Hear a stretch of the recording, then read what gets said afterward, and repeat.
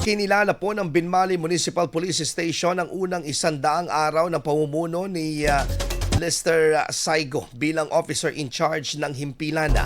Ayon po sa pulisya, minarkahan po ang unang 3 buwan ng pamumuno ni Police Lieutenant Colonel Saigo ng dedikasyon, profesionalismo at mas pinaigting na pagpapatupad ng mga programa para sa kapayapaan at kaayusan ng bayan.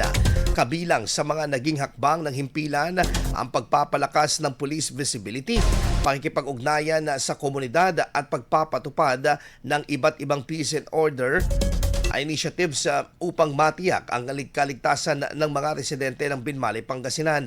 Opo, actually sa ating mga kababayan, nagpapasalamat ako sa inyong suporta kasi ang aming 100 days accomplishment ay hindi po maisa sa katuparan kung hindi po sa tulong ng komunidad. Halos lahat po ng mga intelligence information namin ay galing din mismo sa mga community. So sa ating mga kababayan, sa lahat po ng gustong tumulong, feel free po. Ang ating kapulisan ngayon ay maaasahan, malalapitan at nararamdaman. So at the same time, mapagkakatiwalaan. So kaya po kung meron kayong informasyon at na may dudulog sa amin, huwag po kayong matakot.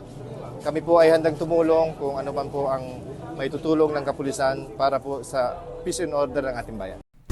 Yan po ang tinig ni Police Lieutenant Colonel Lester A. Saigong OIC po ng Binmali MPS. Samantala, nagpayag naman ng suporta at pagbati si Mayor Pedro Pete Merera, alkalde ng Binmali, sa pamunuan po ng pulisya para sa kanilang patuloy na pagsisikap na mapanatili ang katahimikan sa kanilang bayan.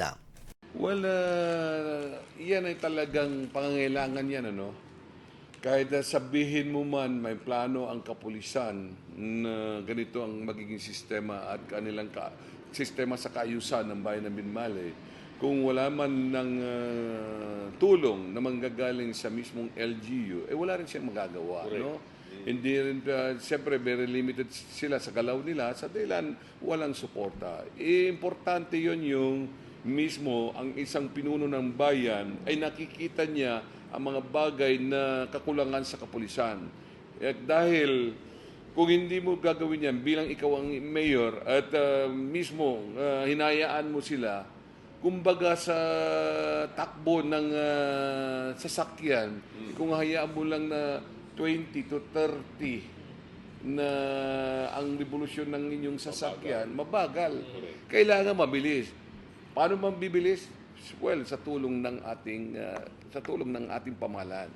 Dahil yun nga yun ay kung meron mismong unidad sa isang bayan, walang posible na tataas at aangat ang isang bayan. Yan po ang tinig ni Mayor Pedro Pete Merera ng Binmali. Ayon sa pulisya, ang nasabing milestone ay patunay ng patuloy na commitment ng kanilang hanay sa epektibong pagpapatupad ng batas, pakikipagtulungan sa komunidad at pagpapanatili ng kapayapaan sa bayan ng Binmali.